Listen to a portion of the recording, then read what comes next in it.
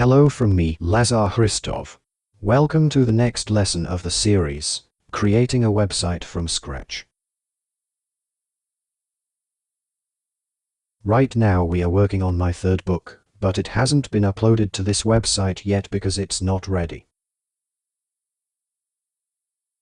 Therefore, we will open our website for Lazarus IDE, where you can find it in the Books section. Up here are my books for Lazarus IDE. Here is the section for the website book. I say the second because these two are actually the same book, but this was the first edition, and this is the second. And the third, the new book, is this one, where we examine master techniques in X3 and adaptive and responsive design. Let's open the PDF file. Last time we reached the section on headers minus how to make them adaptive.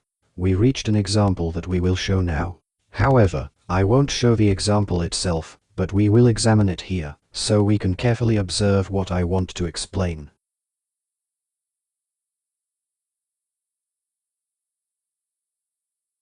Now for the code. This is an example of vertical and horizontal centering using X3 CSS Flexbox. The code can be written in two ways.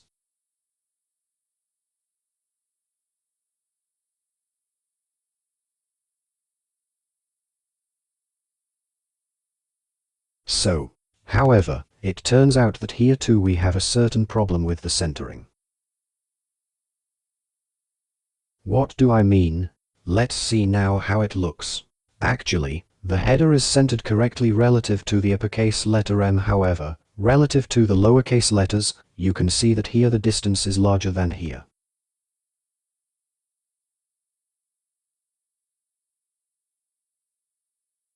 Meaning, this would be correct if we had written our text only in uppercase letters. For example, like this. However, what we actually want is for the header to be centered relative to the lowercase letters here. They should be, evenly positioned, not just the uppercase letter M. Therefore, to fix this, we must set a bottom padding, in this way.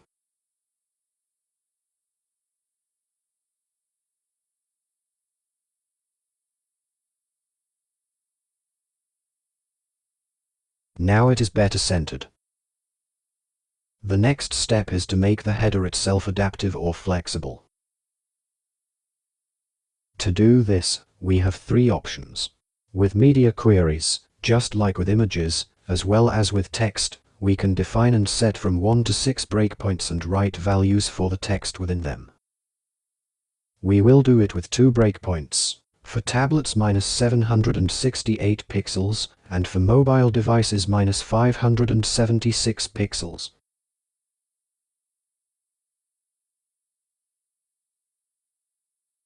We will also add the necessary corrections in font size and in padding, if necessary. Here is what we will see for tablets.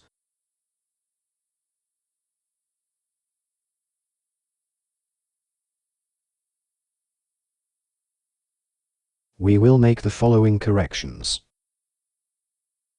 And here is how it will look. Now we need to determine the corrections for screen widths less than 576 pixels for mobile devices.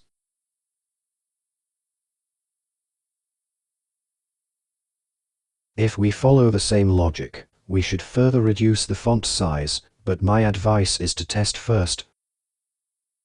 Because in principle, the logic here often differs. For example, the mobile font should not be smaller than, let's say, 14 pixels. And we will leave it like that here. We will only change the code in the H1 header where it belongs. And here is what we will see in the browser for mobile devices. And here is the complete CSS code we obtained.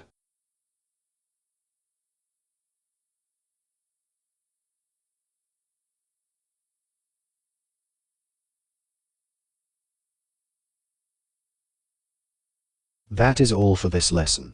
Next time, I will also show the new unit. Best regards.